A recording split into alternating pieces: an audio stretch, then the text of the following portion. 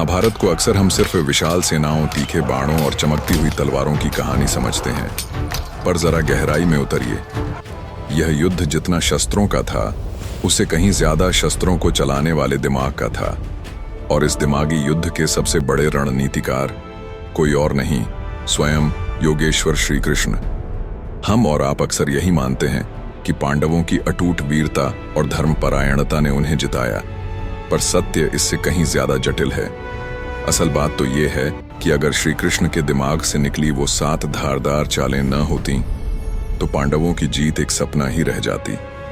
तो चलिए, बिना किसी भूमिका के सीधे उन 7 निर्णायक दावों को समझते हैं जिन्होंने इतिहास का रुख धर्म की तरफ मोड़ दिया। एक पल के लिए कल्पना कीजिए, कुरुक्षेत्र का मैदान, कर्ण का अमोघ अस्त्र वासवी शक्ति अर्जुन के सीने में उतर जाता, गुरु द्रोणाचार्य का अपराजेय धनुष कभी नीचे न झुकता, और गंगापुत्र भीष्म अपनी पूरी शक्ति से पांडवों की सेना को तहस नहस कर देते।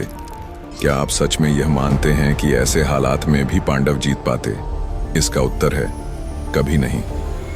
इन 3 महाविनाशक शक्तियों को रोकना जरूरी था, और इन्हें रोकने के लिए ऐसी कूटनीति चाहिए थी जिसे कोई साधारण योद्धा या राजा नहीं, सिर्फ और सिर्फ श्री कृष्ण ही रच सकते थे। युद्ध की घोषणा होते ही दोनों पक्ष समर्थन जुटाने निकले। दुर्योधन और अर्जुन दोनों श्री कृष्ण के पास पहुंचे। शर्त एक ही थी, एक तरफ कृष्ण स्वयं और दूसरी तरफ उनकी अजेय नारायणी सेना। कृष्ण ने अपनी शर्त रखी, मैं युद्ध में रहूंगा पर शस्त्र नहीं उठाऊंगा। अहंकारी दुर्योधन ने सोचा, बिना हथियार का कृष्ण किस काम का, इससे तो अच्छा है कि लाखों योद्धाओं वाली सेना ले लूं। उसने लालच में नारायणी सेना को चुना। वहीं अर्जुन ने हाथ जोड़कर कहा, प्रभु मुझे सेना नहीं, सिर्फ आप चाहिए। बस इसी क्षण युद्ध का नतीजा तय हो गया। कृष्ण का साथ मिलना केवल मनोबल बढ़ाने वाला नहीं था, यह एक मनोवैज्ञानिक जीत थी जिसने पहले ही दिन कौरवों के मन में संदेह का बीज बो दिया। कहीं हमने नारायणी सेना चुनकर जीवन की सबसे बड़ी भूल तो नहीं कर दी? जब तक भीष्म पितामह मैदान में थे, पांडवों की जीत असंभव थी। उन्हें शस्त्र से हराना नामुमकिन था, इसलिए कृष्ण ने उनके शस्त्र रखवाने की नीति बनाई। उन्होंने भीष्म के सबसे बड़े प्रण को ही उनका सबसे बड़ा बंधन बना दिया। कृष्ण शिखंडी को अर्जुन की ढाल बनाकर आगे ले आए, एक ऐसा योद्धा जिसके सामने भीष्म ने स्त्री होने के कारण शस्त्र न उठाने की प्रतिज्ञा ली थी। जब अर्जुन अपने ही पितामह पर बाण चलाने से हिचकिचाए तो कृष्ण ने फुसफुसाकर कहा, पार्थ, यह धर्म युद्ध है, यहां व्यक्ति नहीं धर्म की स्थापना लक्ष्य है। कृष्ण की प्रेरणा से अर्जुन ने बाणों की वर्षा कर दी और भीष्म शरशैया पर लेट गए। इस एक चाल ने कौरवों के सबसे मजबूत स्तंभ और उनके सेनापति को युद्ध से बाहर कर दिया। भीष्म के बाद गुरु द्रोणाचार्य कौरव सेना के सेनापति बने और उनका पराक्रम पांडवों पर भारी पड़ रहा था। जब तक उनके हाथ में धनुष था, विजय दूर की कौड़ी थी। कृष्ण जानते थे कि द्रोण को केवल उनके पुत्र अश्वत्थामा की मृत्यु का समाचार ही तोड़ सकता है। उन्होंने एक युक्ति रची। भीम ने अश्वत्थामा नाम के एक हाथी का वध किया। फिर धर्मराज युधिष्ठिर से कहलवाया गया, अश्वत्थामा हतो नरो व कुंजरो वा। अश्वत्थामा मारा गया, नर था या हाथी पता नहीं।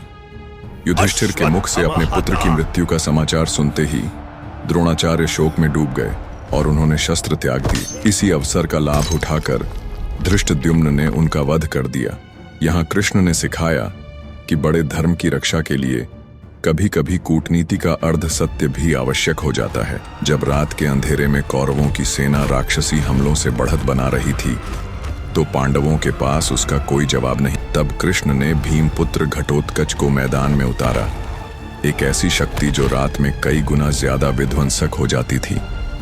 घटोत्कच ने अपनी मायावी शक्तियों से कौरव सेना में हाहाकार मचा दिया। उसे रोकने के लिए कर्ण को विवश होकर अपनी वासवी शक्ति का प्रयोग करना पड़ा, एक ऐसा दिव्य अस्त्र जिसे उसने अर्जुन के लिए संभाल कर रखा था। घटोत्कच ने अपने प्राण देकर अर्जुन के प्राणों की रक्षा की और कृष्ण मन ही मन मुस्कुराए। एक बलिदान से उन्होंने आने वाले कल की सबसे बड़ी बाधा को हटा दिया था। अर्जुन ने प्रतिज्ञा ली कि सूर्यास्त से पहले वह अपने पुत्र अभिमन्यु के हत्यारे जयद्रथ का वध कर देंगे, अन्यथा आत्मदाह कर लेंगे। कौरवों ने जयद्रथ को बचाने के लिए चक्रव्यूह से भी कठिन सुरक्षा घेरा बना दिया। समय बीत रहा था और अर्जुन लक्ष्य से बहुत दूर थे। तब कृष्ण ने अपनी योग माया से एक अद्भुत चाल चली। उन्होंने सुदर्शन चक्र से सूर्य को ढक लिया, जिससे चारों ओर संध्या का भ्रम फैल गया। सूर्यास्त हुआ समझकर जयद्रथ विजय का जश्न मनाने के लिए अर्जुन के सामने आ गया। तभी कृष्ण ने चक्र हटाया, सूर्य फिर से चमकने लगा और अर्जुन ने एक पल में बाण चलाकर जयद्रथ का मस्तक धड़ से अलग कर दिया। यह धर्म, प्रतिज्ञा और चालाकी का एक अद्भुत संगम था। कर्ण के पास इंद्र द्वारा दिया गया अमोघ अस्त्र तो था, लेकिन उसे परशुराम का श्राप भी था कि सबसे ज्यादा जरूरत के समय वह अपनी विद्या भूल जाएगा। कृष्ण को यह भली भांति झांत था। जब युद्ध के निर्णायक मोड़ पर कर्ण के रथ का पहिया धरती में धंस गया तो वह उसे निकालने उतरा। उस संकट की घड़ी में जब उसे दिव्यास्त्रों का आवाहन करना था, श्राप के प्रभाव से वह सारे मंत्र भूल गया। कृष्ण ने यही क्षण चुना और अर्जुन से कहा, पार्थ, अवसर मत चूको, प्रहार करो। निहत्थे और विस्मृति में डूबे कर्ण पर अर्जुन ने बाण चला दिया और कौरवों का एक और महारथी स्तंभ ढह गया।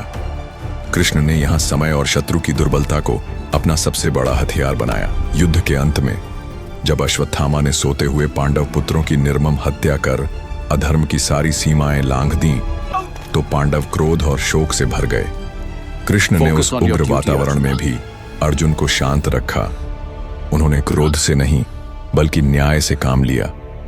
उन्होंने स्वयं अश्वत्थामा को पकड़ा और उसकी मणि छीनकर उसे युगों युगों तक पृथ्वी पर भटकने का श्राप दिया।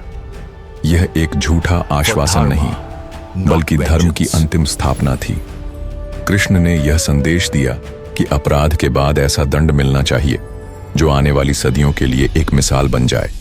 धर्म का मार्ग भले ही टेढ़ा लगे, पर अंत में वह कभी टूटता नहीं है। अगर श्री कृष्ण की इन अद्भुत रणनीतियों ने आपके मन में भी रोमांच भर दिया है, तो इस वीडियो को लाइक करें और अपने दोस्तों के साथ साझा करें। नीचे कमेंट्स में हमें बताइए, आपके अनुसार श्री कृष्ण की सबसे चतुर और प्रभावशाली चाल कौन सी थी? और अगर आप कृष्ण नीति के और भी गहरे रहस्य जानना चाहते हैं तो हमारे चैनल को सब्सक्राइब करना न भूलें। तो ये थे वो 7 निर्णायक दांव जिन्होंने सिर्फ महाभारत का पासा ही नहीं पलटा, बल्कि आने वाले युगों के लिए एक संदेश स्थापित किया। यह युद्ध हमें सिखाता है कि शक्ति से बड़ी बुद्धि है और पराक्रम से बड़ी दूरदर्शिता, यही कृष्ण नीति का सार है। जब भी जीवन किसी कठिन मोड़ पर आकर खड़ा हो जाए तो याद रखिएगा, हर समस्या का हल केवल ताकत में नहीं बल्कि सही सोच और रणनीति में छिपा होता है। जय श्री कृष्ण।